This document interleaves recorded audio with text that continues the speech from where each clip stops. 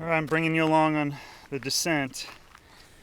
I just climbed up 300 feet, 400 feet, pretty steep rocks. There were some stairs, but today, after hiking today with what appears to be the volunteer work that happened here at Archer Taylor, oh my gosh, I came down here to go to the Devil's Well with a friend in one of the worst atmospheric rivers, and could hardly see the trail between snow and fallen trees.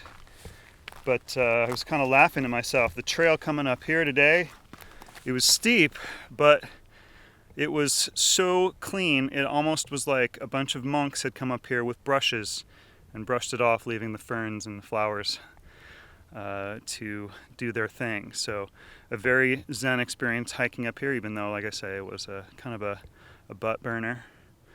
I got a couple rocks here ahead. I'm going to sign off for a minute. Maybe we'll do the Devil's Well today, see what it actually looks like. But amazing hike and good views, some of the best views. And all to myself right now, I feel very honored. And you're here with me. Thanks. All right, kind of a rough section back there coming down. Some loose stuff, but some amazing geology. Got some shots of that.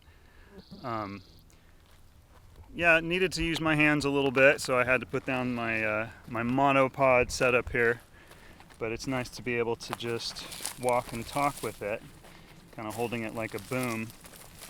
But a lot of fire damage, but it seems to be improving and growing back. I'm going to try to talk and walk at the same time.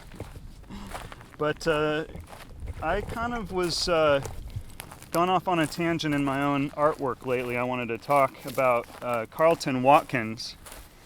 I read an article about him and I knew about his work, but I always looked at, Ansel Adams as the great-grandfather of beautiful landscape photography.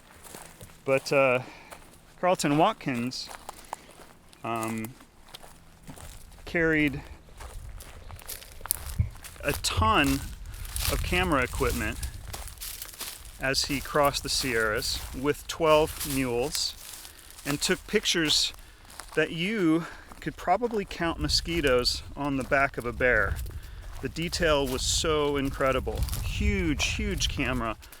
He had to paint his plates with silver salts and the various chemicals to get the image. So compared to what I'm carrying today, which weighs 1.5 pounds probably, I'm gonna guess, he achieved immense success.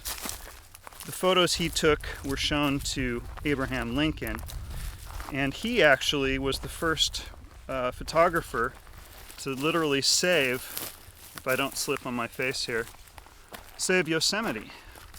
But he ties into me more recently when I learned that he really died the worst death an artist or photographer could do.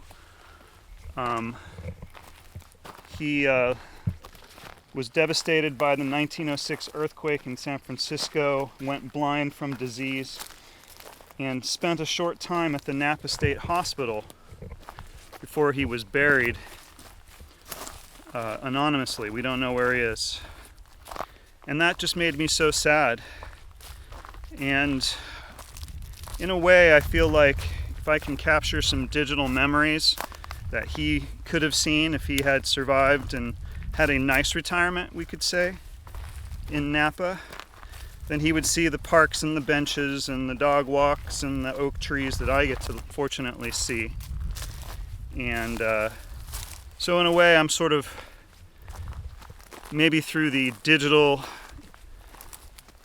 reality, it's getting back to him to say, hey, look at this beautiful place that we all have, and it's worth preserving and taking memories of. And thanks, Carleton Watkins. And thanks, Archer P. Taylor Preserve, for making this incredible landscape that I can walk in today with you guys. Well, that was a defeat. Tried to follow the trail thinking I might be able to get all the way to the Devil's Well. But around here, gravity wins, all the trees were down. There were little flags, but I ended up in a thicket, a burnt thicket with lots of poison oak. I don't think I get poison oak, but I'll find out today. But fun hike. The good thing about Archer Taylor is the views, as well as you get to see a waterfall usually if you do it right. So back up to Maggie Peak, back down to the campground. Whew, and maybe a little snack.